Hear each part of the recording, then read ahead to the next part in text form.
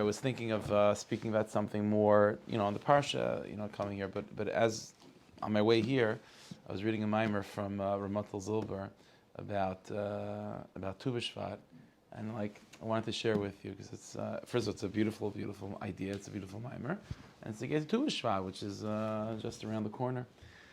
All right, so I'm not going to be able to say everything he says over here, and we malbish it in a certain way, but it's coming from Ramatal. So it's like this, Tu B'Shvat, we know, the Gemara says that the 15th day of Shvat is Rosh Hashanah Leilanis, is Rosh Hashanah for the trees. What does that mean? It's a halacha l'maisa. Practically, we know that it means it's relevant for certain halachas of how old a tree is. It's neged to many halachas, Arla and Trumas and Yanim. So you have to know how old the tree is. So Rosh Hashanah for the tree, to know that everything from before that demarcation point is the previous year, and now going forward, it's the next year, is Tu B'Shvat. But that's in halacha. But we know that the minhag of Klal Yisrael is to celebrate Tu B'Shvat. There's some level of celebration. Different places do it in different ways, and some places more intense than others. But there's an of Rosh Hashanah Leilana somehow has to do with human beings as well. Now we know that Ki Adam Eitz Hasada, the person is compared to a tree, which means that if Tu B'Shvat is Rosh Hashanah for trees, it means it's also Rosh Hashanah for people in terms of in those aspects that were like trees, right? In that inyan, that a person is like a tree, in that inyan, Tu B'Shvat is a celebration. Tu B'Shvat is Rosh Hashanah. It's a day of judgment. Hashem is judging us in that area that we're supposed to resemble trees. Are we resembling trees properly? Okay, so what does that mean? What's the avodah of Tu B'Shvat? Okay, so it begins like this. There's a Gemara in Chulin on Samach Amud Aleph. Okay. The Gemara says like this: Darash Rab Chanina bar Papa. Rab Chanina bar Papa darshant. It says in pasuk, we say it every day in davening. Yehi chavayit Hashem la'olam, yismach Hashem b'masav. Yehi chavayit Hashem la'olam. May Hashem's glory be forever. Let His covet be forever, and may Hashem rejoice in His creation. So that's the pasuk. Said Rab Chanina bar Papa. Pasuk zeh sar ha'olam amrei. This was a pasuk said by the Malachim, the chief Malach in creation. When? On the third day of creation. What happened on the third day? So the Gemara goes on to explain that we know that on the first day of creation, Hashem made light. The second day of creation, Hashem splits the waters above and waters below. On the third day of creation, Hashem says, let all the waters of the earth gather together in order for the dry land to be seen. That was the first thing on the third day. And the second thing on the third day was Tadshe Aretz, that Hashem commands that all the grasses should grow, all the trees and grasses should grow, all vegetation should sprout forward. That was the third day. Now the Gemara says like this: when Hashem first He created in terms of plant life, first He created trees and then He created the grass. Now the pasuk says that when Hashem created the trees, He said that all the trees should sprout forward, should grow liminehu. Each tree its own species. In other words, there should be one area for apple trees. Apple trees should grow amongst apple trees. Orange trees should grow amongst orange trees. Liminehu. Then the next thing Hashem said is all the grasses should sprout forward. Hashem didn't give that specific message that the grasses should grow in individual places with individual species. But says the Gemara that the grass is made of kal v'chomer. They made a kal v'chomer. The grass is said as follows: if the Rabbanu Shalom for trees, which trees anyway, even if they're mixed up, trees are so distinct on their own that even if you have an apple tree next to an orange tree, you can sort of still see the difference between one tree and the other. Still, the Rabbanu Shalom was makbid. Every tree should be separate, all the species should be separate. So grasses, where if we grow one type of grass next to another type, you can't even tell because we're so intermingled with each other. So for sure, the Rabbanu Shalom will want us to be separate, right? So that was the kal v'chomer they made. Meaning distinct from each other. Notice that there should be a noticeable distinction between this type of grass and that type of grass. In other words, if by trees, the trees are anyway noticeable, one tree from the other, and still the Rebbeinu Shem was makbid, all apple trees in this corner, all orange trees in that corner, even though if they would grow intermingled, you'd still be able to tell the difference. Afal peak, and the Rebbeinu Shem was extra makbid. Every species should be separate. So grasses, which if we don't separate from each other, Yutaka won't be able to tell one grass from the other. So certainly we should remain separate. And that was the kal v'chomer they made, and they sprouted out type of grass in its own individual location. Says the Gemara, when the Malachim and Shemaim saw such a thing, they were so nispal from the chiddush of the grasses that they were able to come up with this kal v'chomer on their own. Then they said the pasuk, Yehi chavayit Hashem la'olam yismach Hashem b'masav. That's the Gemara. Okay, so the question is obvious. Like, what's going on over here? Why is that the response? What's the significance of this kal v'chomer? Why is it dafka on the third day? It says like this. We know that on the second day of creation, like let's go back. The first day, Hashem makes light. And what does it say? He saw the light that it was good. The Yarlakim is Arkitoiv. The second day of creation, Hashem splits the waters from above to below. It doesn't say Kitoiv. It doesn't say Kitoiv. On the third day, where Hashem then gathers the waters in one place to allow the earth to be seen, and He makes all the vegetation, plants and grasses and so on, it says Kitoiv twice. In other words, whatever happened on the second day, there was still a time. Because you can't say it was toiv. Like when the pasuk says something was good, like light that was good, is because no one could ever complain about light. Light is amazing. Light's made for everyone loves light. Why not? What's wrong with light? So it could be considered toiv. But there was something that happened on the second day where it might be good because God did it, so clearly it's good, but it's not. But not everyone sees it as good. It's not necessarily appreciated. Why? What was wrong with the second day that it wasn't necessarily appreciated as good? Because the Gemara says that when Hashem split the waters above to below, so the higher waters are excited by that. Now they're even closer to the heavens. But the lower waters are now complaining. Listen, a moment ago we were all mixed up. So maybe, so it's true, some of the waters weren't as close, but now we're being rejected all the way below. Well, what makes us worse than our partners, the higher waters? A second ago we were all together. What did we do wrong?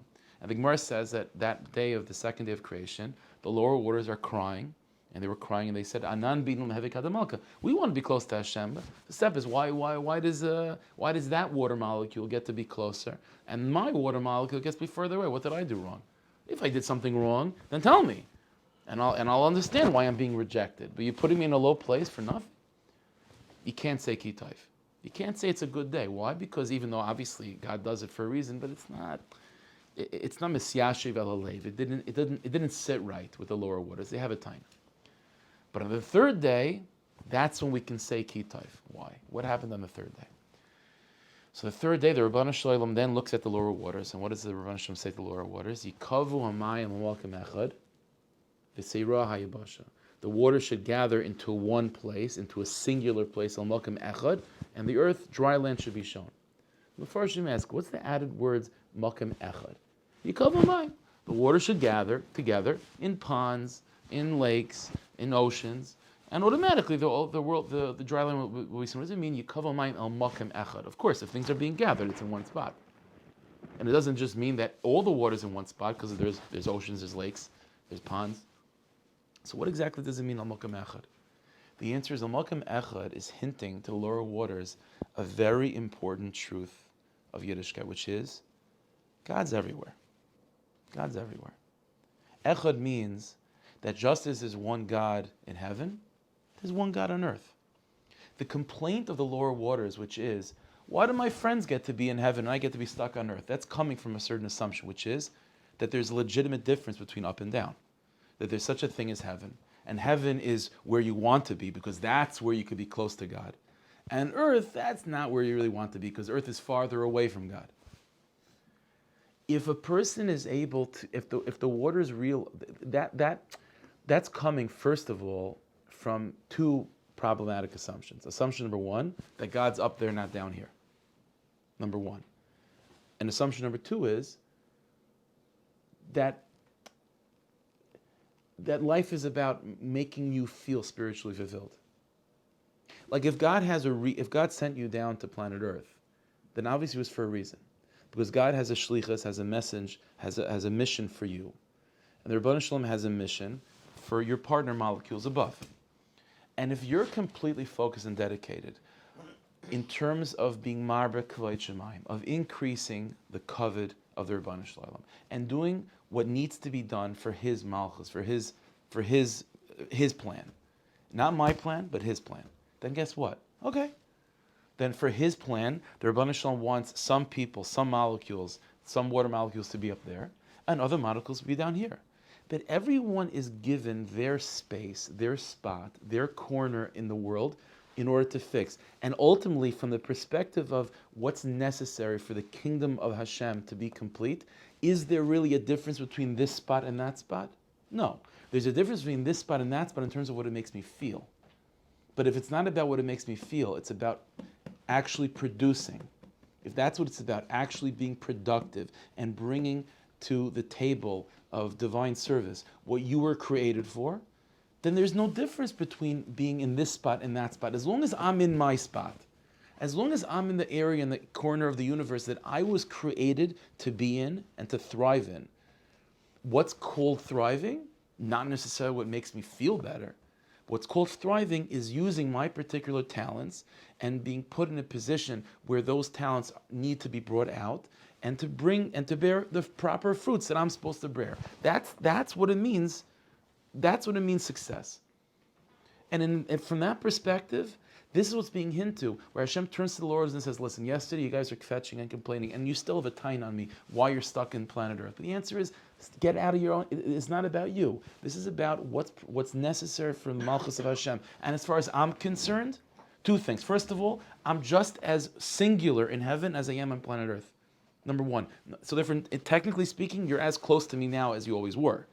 And number two, you have a particular mission to be brought out, and your particular shlichus in the world is to be on planet Earth and do what you have to do there. And what you bring to the table, to me, says Rabban Shalom, is as essential, is as beautiful, is as necessary, is as integral, as central as your partner molecules in heaven. What's the nafkamina? Yikavu hamayim al makom echad. The water should gather together on planet Earth. And you know how planet Earth is being described? The place of unity, the place of oneness. That's a chiddush. Because until now, the waters are thinking, no, Shemayim, that's the place of Hashem Echad. Earth, that's the place of craziness. But Hashem is now pointing to the waters of planet Earth and saying, no, you got it wrong. Planet Earth, where you are, is as the place of Hashem Echad as Shemayim. Now, once you realize that Hashem is the king of the heavens and the king of the earth, and his domain is in all places, then every single place that you're in, whether you're in heaven or in earth, that's your domain, and you could serve the Rebbeinu Shalom, and you have to serve the Rebbeinu Shalom in that place. And if you're custom, and everyone is custom made, it's for a particular corner of that malchus. And in fact, and as long as I realize that the malchus of Hashem encompasses heaven and earth, and number two, and I'm created with a particular purpose to bring out something in this malchus, then the Rebbeinu Shalom, show me where I'm supposed to be, and I'm happy wherever you put me. Ki tov. This is what's going on in the next. This is the essential inyan of the third day of creation. The third day of creation is not just a day like every other day where Hashem, does amazing things. The message of the third day of creation is unity, right? Because number three, like the Maharal always talks about, that number three always is a number that signifies unity. Left is one extreme, right is the other extreme, then you have the middle, right? Three means that you could have something that's on one end of the universe, heaven, and another thing which is on the other end of the universe, earth, and the third, three means kind of both the same. Doesn't make a difference. There's a unifying concept and force that brings together all extremes. That's the inning of the third day of creation. That's what took place. Finally, that was the message given to the waters. And because of that, you could finally say ki tov. The ki tov on the third day is really going back also on what happened on the second. And this follows through with the next stage of the third day, which is all of a sudden the tree is growing. What's a tree? A tree is something that bears fruit and it does not move from its place. That's what a tree is. That's what plant life is. Tzameach, that's the difference between tzameach, right? Tzameach is something that's bound to the earth and it grows, it accomplishes, it gets bigger and bigger and bigger, but it doesn't move from its spot. The inning of plant life is that you have a makom. Ki adam eitz hasada, right? The human being is compared to a tree. In what way? We walk, we do grow, okay, that's true. If I had to compare a human being to other, gradations of reality, I would compare it to an animal, right? We're more similar to that in terms of moving. Ki adam eitz hasada is because the job of a human being is to see yourself that wherever you go, whether you're sometimes in heaven or sometimes in earth, you're exactly where you are. You're in your makom. You have your place. You're anchored in your spot, and wherever you are, that's exactly where you're supposed to be. if and a person can actually have simcha in that when we shift our focus from being what's self-satisfying to rather what's necessary to be done in terms of Hashem's world. If we're focused on self-satisfaction, then I'm not going to want to be in certain spots. And I'm always, wherever spot I am, I'm going to be thinking, well, maybe the grass is greener over there. But if I'm focused on what the Rebbeinu Shalom needs in terms of his malchus, and realizing his malchus encompasses everything, then wherever I am is exactly where I'm supposed to be. And I'm not in this for myself, I'm in this for what I bring to the table in terms of what fruit do I have to bear? Not for myself. The tree doesn't get anything out of the fruit. The tree doesn't get anything out of the fruit. Maybe the tree species gets something out of it because the fruit, have seeds and so on. But that tree itself gets nothing out of its own pears. So why does it produce pears? Because that's what it's supposed to do. It's not about what it gets out of itself. It's about what's its mission. Its purpose is to produce. And because of that, it produces happily where it is. And let's understand this. This is the inyan of the trees and the grasses, not just sprouting forward, but they sprout forward in their designated areas. The designated areas of the trees and the grasses reflect this inyan, which is the inyan of the third day of creation, which is where I am is exactly where I'm supposed to be. And I'm not going to try to mix into someone else's territory. That he has his inyan, I have my inyan. Like the famous Meister Rabbi Nachman, one of the stories, right, that he talks about, there was a shoemaker, and the shoemaker, he's a very happy-go-lucky guy, and he's always besimcha, and he's terrible at his job. The shoes that he makes are terrible. They come out looking like a triangle, that's what he says, like a hamantash. They're terrible. And meanwhile, down the block, there's another shoemaker, elite, all for the best, the most chashuv shoes. And the pashut shoemaker, the hamantash shoemaker, his wife always complains. He says, why can't you be more like Shmerel over there? Yeah, look at his shoes. His shoes are so nice. They're bakavadik. They go for more money. Well, why can't you be more like him? And so what does the Pasha shoemaker respond to his wife? He says, Rebbitzin, Shmerel has his inyan. I have my inyan. He makes shoes like that. I make shoes like this. He makes shoes like that. I make shoes like this. What does my to do with his? That's what trees are. That's what it means. You produce. And it's not because of you. It's not about your own self-satisfaction. If it's about your self-satisfaction, then I want to have that guy's pears. It's not about you. It's not about that. It's about you need to produce because Rebbeinu Shalom needs you to produce. And once you have that mentality, then wherever you are is exactly where you're supposed to be. This is the inyan of a kal v'chomer. See, it's interesting. A kal v'chomer, the Rambam makes an interesting point of this. That a kal v'chomer is something that you can have a taina. You have a taina. What's a kal v'chomer? Kal v'chomer is you have a certain inyan which is light. It's not as severe, and then you have another inyan which is very severe. And a particular halacha of severity is found in the lenient one, and now the stark inyan has to learn from the kal inyan, right? So you have a taina. That halacha is supposed to be by me. Like you have A is a lenient sugya, B is a chomer dika sugya, and there's a chomer dika inyan halacha that's found by A, and B, which is the chomer has to learn the chomer from A, which is the kal, and B could have a big taina. I'm a chomer. Why did the Rebbeinu Shalom put that in by me? I have to go knock on Kal's door and ask, please, please, you can give me a halacha that's really shaykh by me. You know what kal v'chomer means? Kal v'chomer means don't have tainas. If the Rebbeinu Shalom saw fit that halacha should be found by the kal, and you have to go begging by the kal's door to learn something to the chomer, then that's what you do. It doesn't make sense. It's more fitting, it makes sense to me that halacha should have been said by my parsha, and not by Yenim's parsha, and I have to go learn from him. It should be by my parsha. Kal v'chomer says, don't ask such kashas. You do what you have to do. If the Rebbeinu Shalom gave that person that parsha, that halacha, then you need it, then you go ask for it. You don't come saying, no, it's beneath my dignity. How could I, as a chomer, go to the kal and ask for halacha? You do what you have to do. Paris. When the Rebbeinu Shalom saw on the third day something, the unbelievable lesson that the grasses had, this inyan of the third day, which is, he has his inyan, I have my inyan, my shlichus, I'm doing this for the Rebbeinu Shalom, and I don't care about what I get out of it. Then what? Then the malachim and Shemaim said, Yihi chavayit Hashem la'ilam. Yismach Hashem b'masav. Let Hashem have covet from His creation. Let Hashem rejoice in His creation. because creation is finally realizing it's not about their covet, it's about the Rebbeinu Shalom's covet. And you know what? Then the Rebbeinu Shalom has covet, and then you could also have simcha. The Rebbeinu Shalom can be b'simcha, and you can be b'simcha, right? Trees are happy. Why? Because they're about just producing. People have tainas, people get complaint. They're unhappy because they're looking at everyone else and like, what he has, I should have. And it's not fair that the chomer should go to the kal to beg and plead to get a din that's supposed to be by the chomer anyway. That doesn't make sense. That doesn't give simcha. The answer is, his inyan is inyan, and my inyan. It's all about kavod Hashem anyway. It's an afgemina. So he's doing his thing, and he's matzliach. I'm doing my thing. I should be matzliach in my inyan. I'm not trying to compare and contrast. Every species on its own. Every tree on its own. Everything has its own makom. This is why it's an amazing thing. Tu B'Shvat is a yontif that's connected obviously with fruit, with trees, but specific with Eretz Yisrael, right? Because we celebrate Tu B'Shvat with the Shivas Haminim. Eretz Yisrael is connected with this. And Eretz Yisrael is all Klal Yisrael enter into Eretz Yisrael, so it's all Klal Yisrael's, but everyone has their own chelik.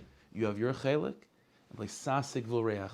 L'sasik v'reach means that beside, if I have a neighbor, when Yeshua brought us into Eretz Yisrael, so I have my, property, and he has his property. There's a property line separating two neighbors. There's a special mitzvah in the Torah of hasagas gvul. We use that as a borrowed term, like encroaching other people's territory and business. But technically speaking, hasagas gvul means there's a prohibition in Torah for you to literally go in the middle of the night and move the property line. So let me ask you a kasha. We need a pasuk for that. It's called gezel. It's called stealing. And the pasuk is like sasik gvul ashagol. Don't change the borders that the earlier generations, when they got to Eretz Yisrael, set up. You need a special law for that. It's called gezel.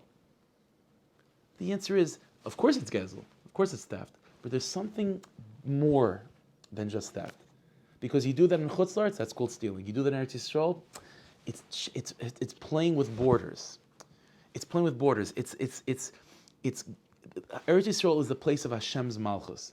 And Hashem's Malchus means it shouldn't make a difference to you where you are. That's what Hashem's Malchus. It's not your Malchus, it's Rebbeinu Shalom's Malchus. By being Masik Gvul, by playing with the boundaries of Eretz Yisrael, you're not just stealing from an individual person. You're undermining the identity of Eretz Yisrael as being Hashem's country. You're saying it's my country, and because of that, I'm better than my neighbor. I deserve more. So you're stealing Aleph and Beis. That's not what Eretz Yisrael is. That's not what Malchus is. The Shivas Haminim is also like that. The Shivas Haminim is, there's halachas about what comes first, right? The Shivas Haminim. You have a tray of Shivas Haminim, so you make a bracha, which one comes first? You look at the order of the Pesukim. What's interesting is that the order of the Pesukim are, you have Shivas Haminim, but the last two Minim actually are considered to be on par with the first two, because there's a word Aretz, right? It says, Eretz Chitus Aira, the land that produces wheat and barley and so on. And then at the very end, it says Eretz Zei Shemen Udvash, the land that produces also olives and honey and dates, right? So the halach is that because the final two minim are coming from the word Aretz, just like the first two, so they're therefore they're sort of on par with the first two, and they come first before numbers 3, 4, 5 as well. So you see something. So that's like not fair. So number 3, 4, and 5, they're going to say, one second, just because there's in the word Aretz over there, so if those guys come first, they're the bottom of the list. Why in the world would they come before us? We're higher up on the ladder. You know what the Indian of Shivas Minim is? You have your Indian, I have my Indian. Okay, so it's true that I'm number 3 on the list, and you're number 7, and you're number 6 on the list. But you come first because you're closer to the word Aretz. You're number 6 and I'm number 3? Okay. Kacha, I don't have tinus. That's what Shivas Haminim are. That's why, it's an amazing thing. Besides Shivas Haminim, there's one particular fruit that the minhag of Klal Yisrael is also to eat and to celebrate on Tu B'Shvat, which is something that maybe we don't necessarily associate as being the most delicious thing, which is boxer, right? The charav, right? Carob, boxer. Seen the boxer. The Gemara in Tainus, it's a famous Maisa. It's not for now, but the Gemara says a whole Maisa with Chani Amagal. Boxer, the charav is a tree where, see, every other tree, even though it's true, the tree doesn't get anything out of the pears it produces, right? So the apple tree doesn't gain anything from the apples. But at least if you're the farmer planting the apple tree, you'll get something out of those apples. So the tree might not get anything out of its own fruits, but at least the farmer will. You know what the Gemara says about Boxer? That it takes 70 years for it to really produce proper fruit. Which means that when you plant a Boxer tree, the odds are you're not going to reap the benefits of that fruit. So not only does the tree not get anything out of its own fruit, even the farmer doesn't get anything out of its own fruit. It's the whole Indian of Boxer. So why are you doing it? Why are you planting the tree? The answer is, that's my shlichus. I'm doing this because my children will need Boxer. What do I gain out of that? That's not the point. Because the whole Indian of Tu B'Shvat is this Indian. It's not about you. You have your makom. You have your place in Malchus Hashem. Lo sasik v'lo reacha. You have your Indian, and he has his Indian. What is the definition of Hatzlacha? The definition of Hatzlacha is to produce your peiros. That's the definition of Hatzlacha. Will you eat the peiros? Are they as delicious as the apple? Lamai nafkamina. It doesn't make a difference. You're a Boxer, you produce Boxer. You're an orange tree, you produce oranges. You're an apple tree, you produce apples. That's what you do. You don't start getting jealous and things like this. That's what the Gemara says, that one of the curses of Adam and Chava after the sin was that things, you planted wheat, barley would come out. You planted barley, wheat would come out. Let me ask you a kasha. Mela, if you plant something and something worse comes out, that's a curse. But what if you plant something and something better comes out? It's not such a bad curse. The answer is that's a big curse. Maybe for that moment it's not so bad. But the mentality of producing and being reminded of other people's productions. And sometimes it works out on your benefit and sometimes not. That's a curse. The best bracha is you're a Boxer, you produce Boxer. You're an apple tree, you produce apples. But to be an apple tree and to be planted in your head a possibility of producing something else, even if it's sometimes better, that's a curse. It's the biggest curse. You have to know who you are, be true to who you are, and know yourself, and produce the pairs that you have to produce, because that's why you're sent into the world, not to produce the Yanim's pairs, to produce your own pairs. That's what Tu B'Shvat is. Hashem's going to that's the din of Tu B'Shvat. The din of Rosh Hashanah Lilanis is Ki Adam Meis Asada. How not only have you been successful in producing your pairs, have you been happy producing your pairs? Or is a person always looking, I wish I could produce oranges instead of cranberries. What's wrong with cranberries? And let's say you're not a fruit-bearing tree. So let's say you're not a fruit-bearing tree. So then your Indian is to be a thorn bush. So do your Indian. If your Indian is to be a thorn bush, then you're a thorn bush. Then the Rebbe needs thorn bushes too. It's also part of his malchus. Whatever you are, you have to do it in your makom, in your place. And then you could say about yourself, Ki Taiv. Hashem should bless us. We should be zeichet to chazak ourselves with that amunah, that bitachon, that wherever you are is where you're supposed to be, and that's where your shlichus is, and you bring out your shlichus b'shleimus. That's what the month of Shvat, the mazel, the constellation for Shvat is a dali, is a bucket. See the word bucket. Like it's hard to find a fancy word for that, Pail. I don't know. There's no nice way to say bucket, right? Why? Because what's a bucket? It's a bucket. A bucket is nothing. A bucket is just there to get the water. It has a shlichus. That's its entire identity. Nothing fancy. It's a hamantashin dikashu. That's what a bucket is. It's a pail, whatever. It's just, it is. It's a dali. It's dal. It's empty. It's empty. But you know what? It's mamish authentic. It's mamish doing what it's supposed to do. It's dal yud. It's empty, but because of that, it has the yud, which is the deepest letter of all the aleph, is the beginning of Hashem's name. You want to have the beginning of Hashem's name. You want to get to that shayrish, the pnimiyas, that level of echad, mamish echad. So that's the letter yud, right? Every letter begins with the letter yud. If you think about it, you put your pen to the paper, and you want to write a pay. Pen to the paper, you have a dot, that's a yud. Everything begins with a yud. Yud means echad. Yud means absolute singular. I don't care if it's a pay. If it ends up being a pay, it can end up being a tzaddik, it can end up being a kuf. It doesn't matter. It begins with a yud. Because yud means beginning and end. It's all the Rebbeinu Shalom's malchus anyway. Once I start with a yud, okay. So I end up being a tzaddik, I end up being a reish. It's an afkamina. I'm not tzaddik and Rosh, that came out funny, you know what I'm saying? But it doesn't matter, whatever level it is, there's a difference in tzaddik and Rosh. But you start with a yud. Dal, you see yourself as what? As just empty. And this is my inyan. whatever letter I end up happening, I'm makash myself to the beginning of all things, which is the Yud. That's Shvat. That's Shvat. Shem should bless us, Rizechet, that Emunah, that is Chaskas, do what we have to do, produce the payers that we have to produce, be the people we have to be. The Rebbe Shem should give us a lichtige Tu B'Shvat, a Rosh Hashanah Lilanis that's mamish blessed with Shefa, Bracha, and Hatzlacha, and all levels, Bagashis, and Baruchnis. Should be Zechet to return to Eretz Yisrael, and the Rebbe Shem should be confident that we're not going to be Masik Gvul. If we're not Masik Gvul in our lives right now, the Rebbe Shem will bring us to Eretz Yisrael, well, we won't be Masik Gvul over there as well. And Ishtach is Gafna, Ishtach is Te'enai, V'yeskal Tzedek Meher V'meinu Amen.